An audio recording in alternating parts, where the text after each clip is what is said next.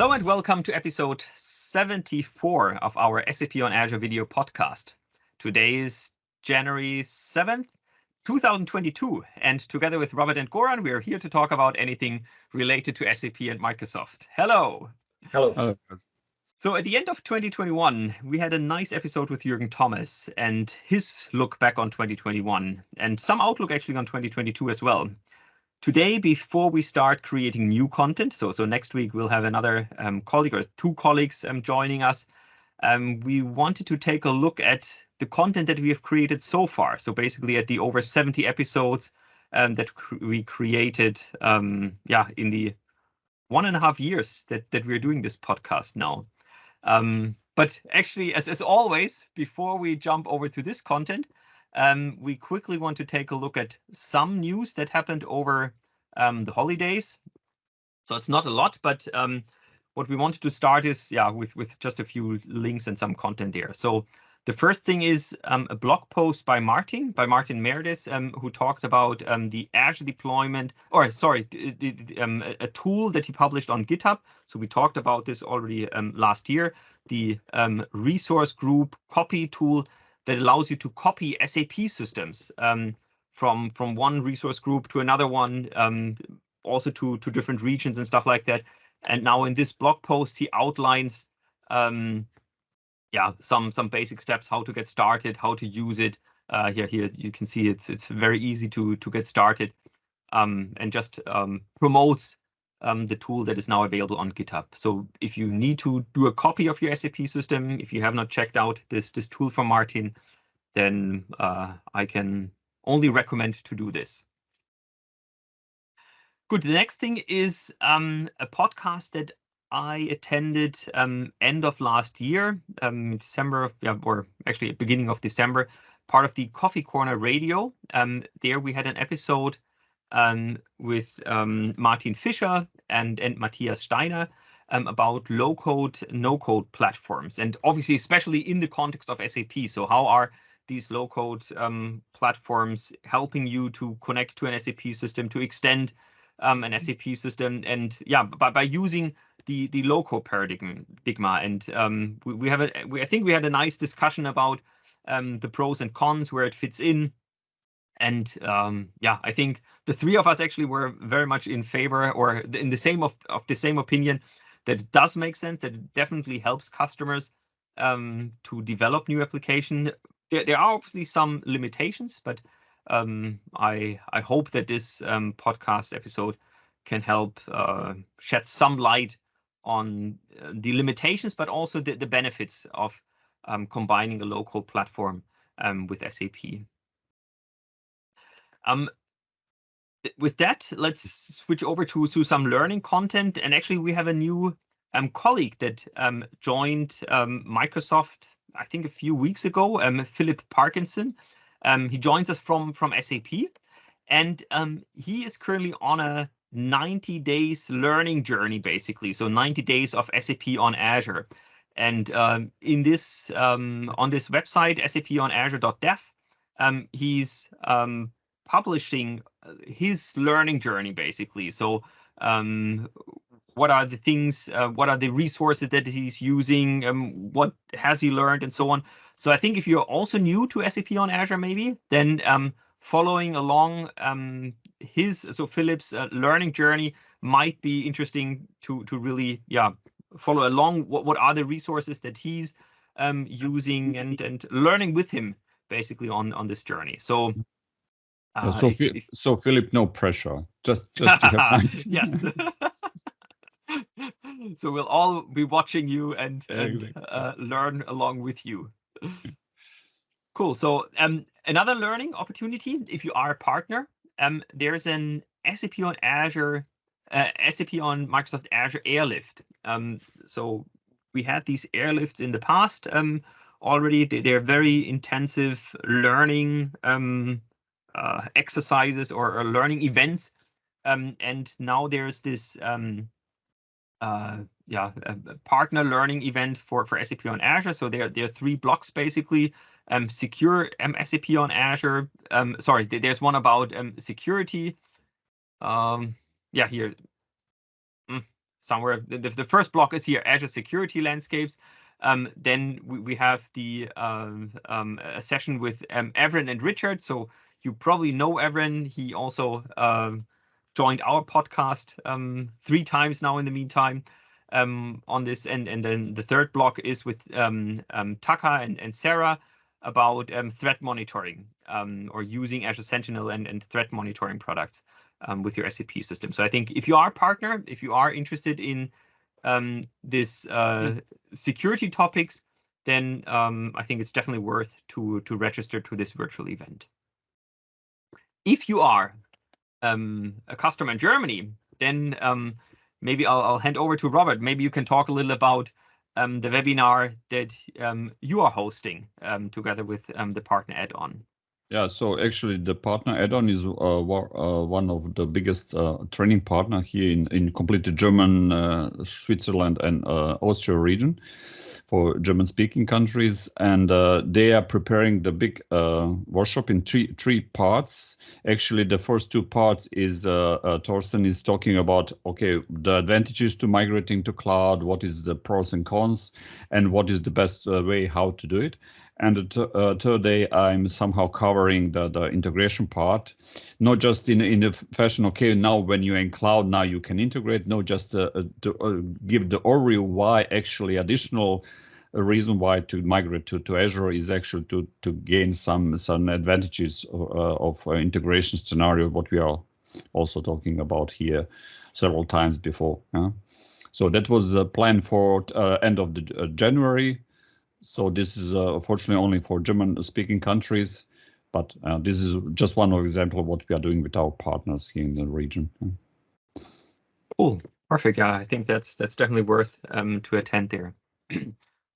So speaking of integration, what we wanted to do today is each one of us has picked a few episodes from the content that we have created, in the last few months in our SAP on Azure podcast. And we said that I would look at some of the integration content. So we'll go over some of the content that we created in the last few months here. Then Robert will share his perspective of some of the content, and then Goran will also close up our podcast today with some of his favorite episodes that we created so far. Favorite does not necessarily mean they have the most views, but I think hopefully there's some interesting content there for everyone. So when we talk about integration, what I want to start with is this episode 40 that we have, where we talked about single sign-on between SAP and Microsoft, and we had Martin Räpple joining us there. And for me, it's always very important when we talk about integration. Single sign-on is the foundation. Without single sign-on, you cannot have a meaningful integration, especially for the end user. So in this episode, Martin talks about and actually shows us how to set up a single sign-on from a Microsoft application, so from Teams, from a Teams application to the SAP system. And actually, the SAP system was running on premises. So we are using the on-prem data gateway to expose the relevant services, and then really have an end-to-end single sign-on flow. So the users log in with the Azure Active Directory credentials, and then these credentials are propagated to the SAP system. And then we have really this single sign-on flow. So I think this is a fantastic foundational episode that you should definitely check out if you are interested in integration. And like with all the episodes, what you can always do is you can skip all the introductions, so all the news from the week, and jump directly, for example, to the introduction from Martin, and then we are right in the specific topic. Or you can also really jump directly to the demos, and then you can see what Martin is doing there. So just leverage all the links that we have. So this is for me the single sign-on episode that I wanted to start with. Now, once we have the single sign-on, then we can do a lot of interesting things. And one of the scenarios that I also really liked was one episode with Martin Pankratz. Martin has also been on the show several times in the meantime, which really shows the breadth of the topics that he's working on. And in this episode, he was actually showing how to use Azure API management, how you can expose OData services from an SAP system, and how to do the principal propagation. Actually, the very similar things that we did that Martin Räpple had shown in this single sign-on episode. But now Martin Pankratz here in this episode is doing the authentication dance, the exchanging the tokens and everything directly in Azure API management. So I think that was also a really nice episode that shows how you can put this theoretical single sign-on piece into a really practical example. And we do have customers that are basically just following the scenario that well, both Martins have created here. And for me, actually, this a usage of Azure API management in this specific topic was something that was really, really interesting and definitely also worth watching. Then jumping to the next one. Now this is a little different. Here we talk about data integration. So we have the Azure Data Factory component, a tool or service that allows you to extract data from multiple sources. So among them, obviously, also SAP systems. And you can use ADF, the Azure Data Factory components there to connect to your SAP system, to do the required mappings, and to then import the data into an Azure Data Lake. But what actually Bartosz and Marius have done here is they've created an accelerator that comes as a Power Platform application that has some content in I think it was in a SQL database where a lot of mappings and definitions of tables is already pre-configured. So we can just use this accelerator, and in the background, the accelerator basically takes care of a lot of things that you would need to do manually in Azure Data Factory if you then want to extract certain tables from the SAP system. Yeah, so I thought that was for me something really interesting in the data space. Yeah, and I love it, those kind of presentation where you get some concrete example and concrete scenario how to do it. When I learn something, I always say, okay, give me an example, and then I figure it out. So concrete, you can't cover every single possible business scenario, of course, but you will get definitely an idea how to do it, and that's already a great help. Yeah, and so, similar like in most of our episodes, I would say there are really these demos that you were just said, Goran, that it's not only some theoretical content, but it's really you can see what they have done and really experience what they have developed here. Jumping to my next episode, Azure Sentinel. That is something where we had Joaf and Kobe joining us from Israel. They're working on the Azure Sentinel solution for SAP. And what I really love about this one is that so far Azure Sentinel obviously works with all the Office products and with Azure and so on. So you can easily use the telemetry information that you get from these data sources, and you can get some threat information, some security information out of these data sources. So if someone, the typical example is if someone logs in Japan and then at the same time this same user logs in from Europe, then something is probably fishy. So you can raise an alert. Now with the Azure Sentinel for SAP, we're now also looking in the SAP system.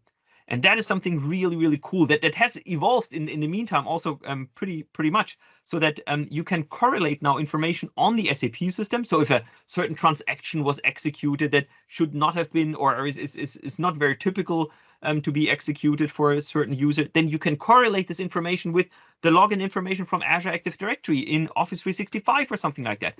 And this combination of these different signals is something that I think is super, super interesting.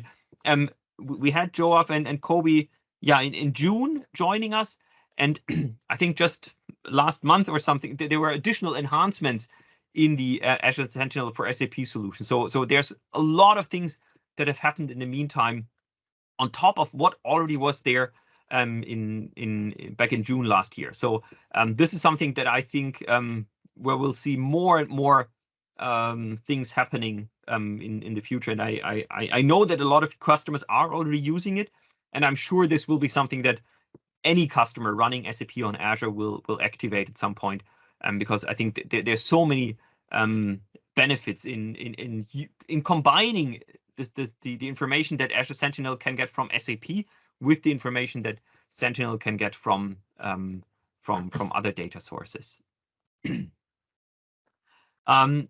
Jumping to the next one. Oh, we have again Martin Pankratz. This was a very developer-focused episode where Martin showed us how to use Visual Studio Code with SAP and also with an ABAP system. So really doing ABAP development in Visual Studio Code. And then what I also enjoyed very much was this combination with Copilot. So actually Martin was one of the first ones to get access to Copilot. So when it was still in private preview, and then he showed us, and we actually had some fun in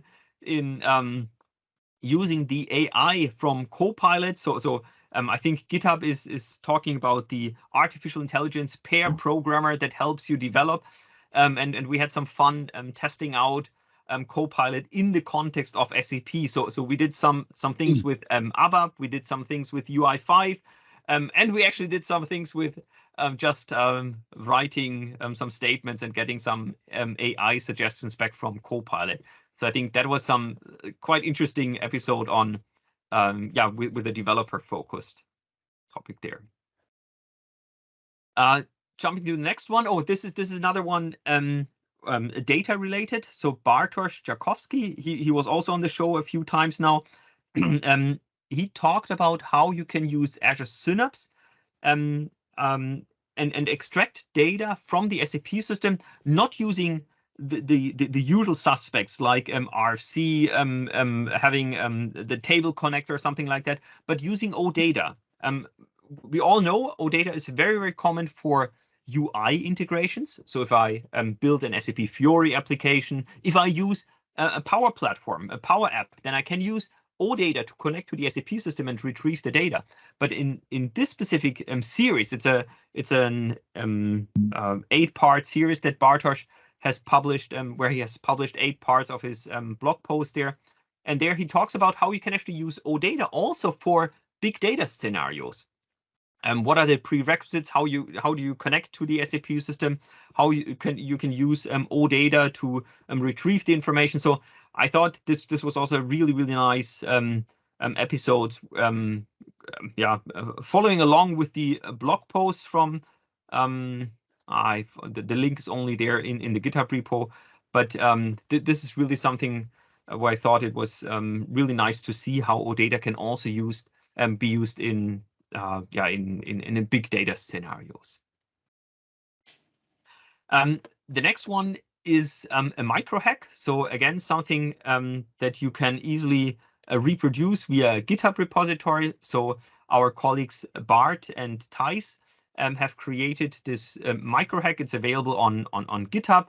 Here it is. So it's the combination of an SAP system. So they used an SAP system from the SAP Cloud Appliance Library.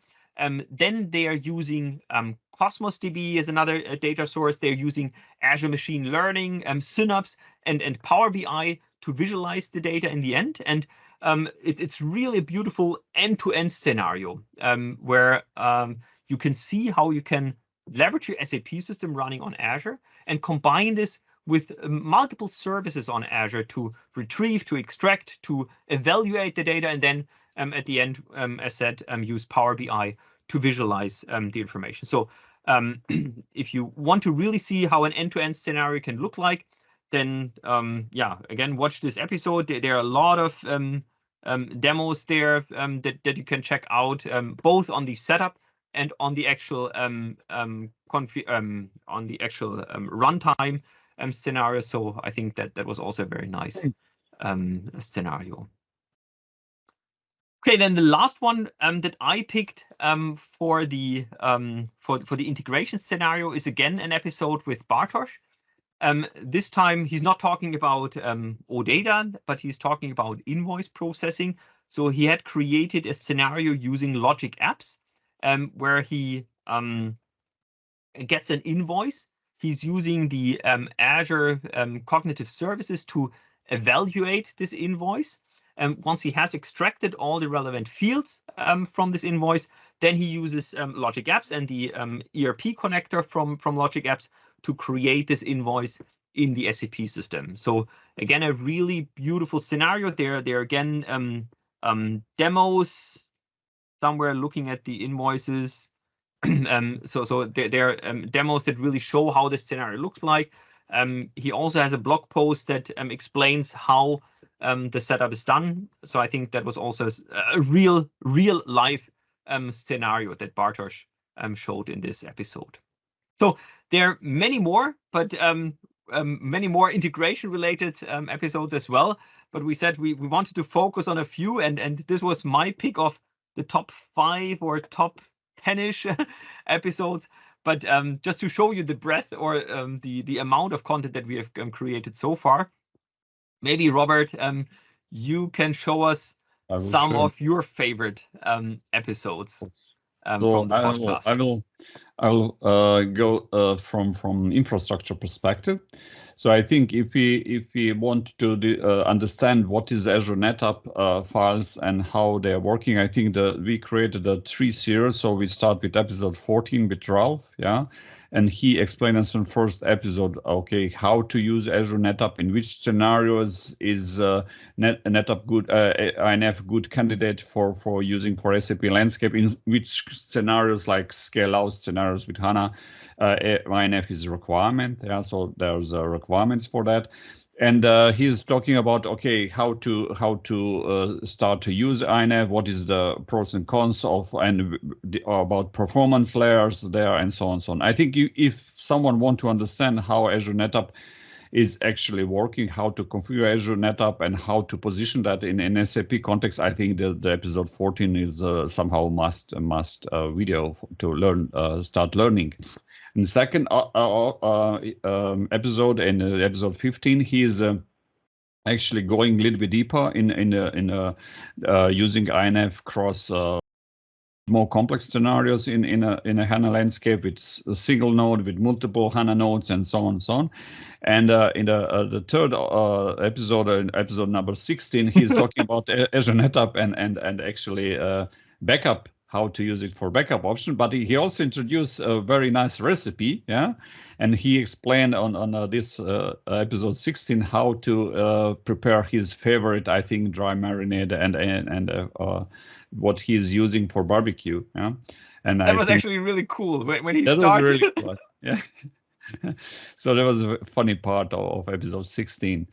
And later after that, I will go in, of course, my favorite is on Azure Monitor for SAP, where Sami created wonderful overview of really starting how to start using Azure Monitor for SAP till all functionality. That was August 28. And then she present everything what is in that time available for SAP, for Azure Monitor for SAP. And then later, I think in December, December 4, we have again Pankaj, also from the same team, and he present actually a little bit more deeper actually Azure Monitor for SAP and new functionality. And it's amazing. I think both of those videos are very, very interesting because, and also presenting now this integration part, what we are investing for infrastructure perspective, because on most cases, when we are talking about infrastructure integration, we are talking about classical, okay, Power Platform and Office and Teams and so on. But also integration play a very important role when we are talking about infrastructure. And this is actually a very good example how to actually use the Azure functionality, Azure infrastructure services, managed services, to monitor SAP. And these two videos are, I think, very, very important if someone want to understand, okay, what Azure Monitor for SAP is and in which direction we are going with that part of development. And of course, there's one very complex topic. It's a little bit going in sales, pre-sales direction.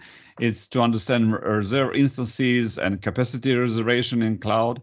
And I think this is somehow like for all sales guys, pre-sales guys, if they want to understand what is capacity reservation is, I think for Nick Morgan was guest, and he really present this from A to Z, how to do it and what is the tips and tricks and how to properly understand and how properly position that from sales perspective. Very nice video. That was actually something that I really enjoyed this episode, because I had a lot of question marks when it came to capacity reservations. I didn't really understand the ins and outs. And in this discussion with Nick, that was really interesting for me, because I think I finally understood what it's all about and why it actually makes sense to have capacity reservation. Yeah, and I mean, this is a part where sometimes when we are talking about classical sales, pre-sales activity, we also somehow try to separate that from architecture decisions. But I think this video is very important to understand that some pre-sales decisions, if we are going reserve instances or this capacity reservation, this is also reflecting on how we position our architecture infrastructure, because this can somehow play in both direction important role. So can change direction from architecture perspective or sales pre-sales perspective. And of course, on the end, I would like to refer to Evan first, zero trust for SAP, because this is very, very important topic for Microsoft, not just for SAP landscape, zero trust. And he actually in this episode tried really to very, very complex topic to put in one presentation. And he started from this vision, and actually that was episode 38, and then actually in episode 9 in December last year, he actually continued from last video and try to position these 5 pillars and try to really present very quickly, briefly, how to actually position those from identity perspective, for networking security perspective, why threat protection is very important. You already mentioned Sentinel in context of SAP, and this is also a reason why we are investing in that direction too. And I think these 2 videos are somehow combining all those security topics into a very nice story where everyone can learn a lot from how we are positioning that from our perspective, not just in SAP context, but in completely Azure context. So, and that's more or less, I mean, there's, of course, as you mentioned, there's many other videos, especially from Cloud Adoption Framework and some other videos. But, I mean, I think this is just from my perspective, something which happened last year and which is very, very important when we are talking about the infrastructure. So Goran, now your turn.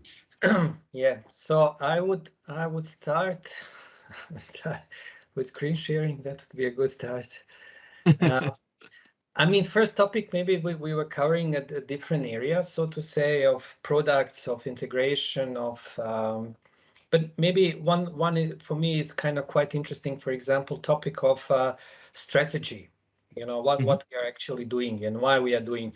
And I mean one of the always with Jürgen Thomas, what we had him last time. I mean, it's always his pleasure to really get the newest updates and to have understanding, of such a big scope what we are doing. So. And Jürgen is, I mean, he's 25 years in, and he's leading the SAP on Azure, and it's always kind of pleasure to get the updates from his side in a kind of relaxed way, So that would be so what happened in the past and what he's also kind of planning for the future. I would say then for example, another one for me, of course, kind of always on high availability. Interesting topic. It was actually kind of almost a year ago with Ralitza, and she wrote that initially that she published a private preview blog on SAP Central Services clustering with Linux using an Azure files or NFS Azure file for NFS. And I mean, the key point here, it's we are talking about not just, we are talking about also high availability in the zones. So this is something, I mean, which many or most of the customer are going into direction. So because simply they realize, okay, we have a zones they offer, definitely this is a high availability across the 2 data center, and they are going into this direction.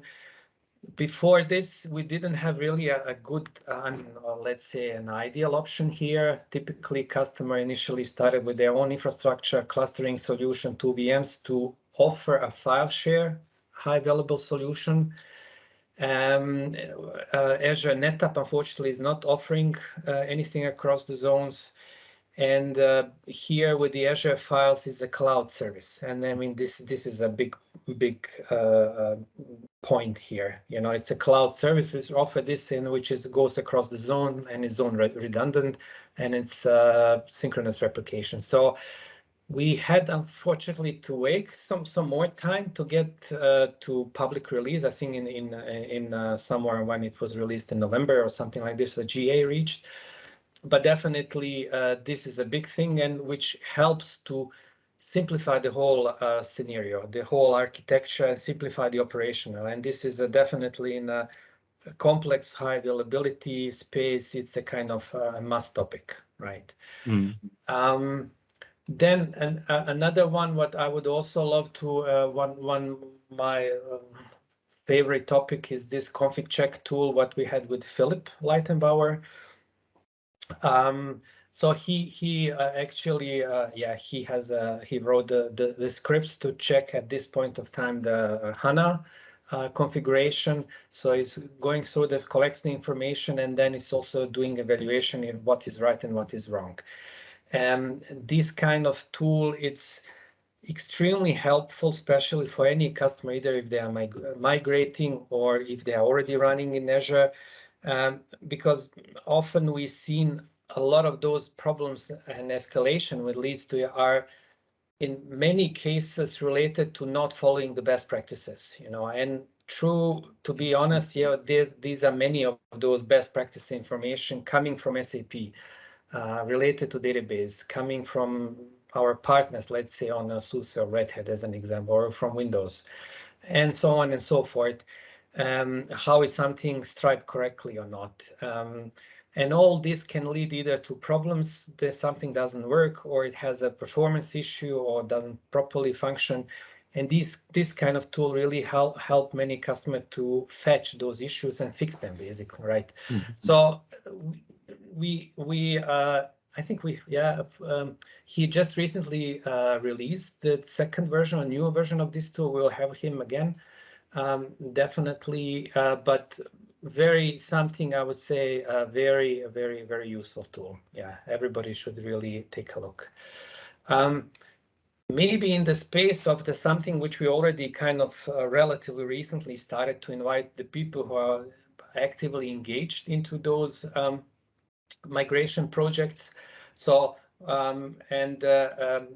we had Abbas, you know, who did kind of concrete example about the complex networking solution design for a concrete customer. So it's not just a kind of Contoso company, it's a really concrete customer, and with some concrete, of course, requirements. Of course, I mean, those kind of stuff, you can't cover every single scenario, and it could be different from customer to customer. But basically, it really gives some very good ideas how is something done and why it's being done in the context of the VNet subnetting, express route, network security groups, and why something is appearing this way and that way. I mean, it can get really kind of complex, but again, I always love concrete example and also explanation why you did something in that way. I mean, maybe it's not always what is done from one customer may not be ideal for another one, but still it's I would say these kind of sharing with the concrete projects, it's also a valuable part or area where some of our videos are also going. I mean, we had some other examples as well, of course, but let me just, for the sake of time, take one of them.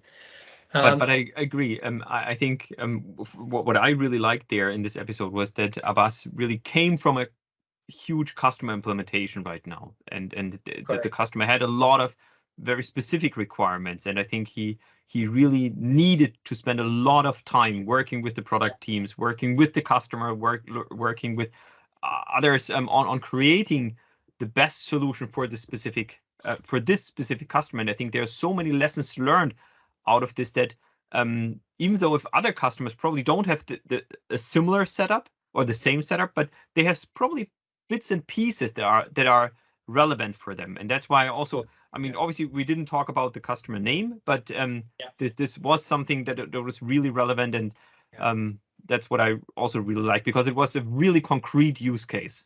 Sure. I mean, we had also Evren, and he dived deep, dive deep in the area of security as and also another example we can mention. Well, but I love those kind of sessions again, because they're really concrete. It's not just a kind of fluffy story. It's really concrete, and it can be helpful to other customers who are also migrating to Azure, and might cover also their kind of use cases as well, right? Yeah. Maybe let me also finish with the sacred. No, this one also Robert was mentioning as well. Kind of the monitoring. I mean, definitely it's a huge. What I liked in the last episode, we had more of them with the Pankaj, is that he gave a kind of a lot of updates on this new improvements, which are really huge. I mean, about the SMON stuff, about the ST0 top transaction, Q statistic alerting. And what I also love, this kind of starting of offering root cause and analysis, for potential issue, because these kind of stuff are also, of course, they will come more and more in the future. But RCA, it's unbelievable important when you have you as a customer, or when we also start to deal with some customer escalation, to understand why something happened and what is the context there, right? So definitely monitoring. It's I mean, it's a separate topic. Generally speaking, when we talk also about the products, what I generally love it really, that we talk about software as a service product, which means nobody needs to install something. You just need to edit and use it, and it's and typically to run. I mean, typically on the on-premises, you would have some, system center like products, which it's you install on the servers, you configure it, you need to think about high availability and patching, and here it's just a service which you use. And I mean, in the SAP context, maybe just also to close with this, I mean, SAP is a classical, let's say, application, and we need to probably, it's very hard to put something in a container, maybe if not impossible, right? But adding, surrounding this SAP story and that value of the business processes which are inside with the software, which is software as a service, meaning yes, it has A, functionality, and B, is using as a service. It's absolutely makes sense to me. I mean, and helps to simplify the management and the whole operation on the end, also to reduce the cost, right, of the old stuff. Yeah, maybe that's a good closing part here. Perfect. From my side. No, I think not only for your side. I think that's a nice closing of the whole episode, because I think it's, and I mean, the podcast is called SAP on Azure, but I think we have evolved very much on the surrounding things, using additional PaaS services, like in this specific case, the monitoring solution, but also like the integration that we started, and as a foundation we have all the infrastructure components. And I think that's what I really like about the mixture that we have. So I think going forward in 2022, we already have some cool content lined up. I think we have some colleagues. You mentioned Philip will join again to talk about the check tools and additional functionalities. Next week we'll have some content about the deployment again, and we'll have some nice additional new surprises, I would say, planned for 2022. Great. Good. Then with this, I think we're done. This is our first episode in 2022. I'm really looking forward to this year, at least from a podcast perspective. Let's see how the year plays out in other areas. But yeah, so I'm really looking forward to having new sessions with you. Hopefully we'll get new listeners, new subscribers. So thanks for that. And yeah, then we'll see each other again next week. Okay. Okay. Bye-bye. Thank you. Bye-bye. Thank you.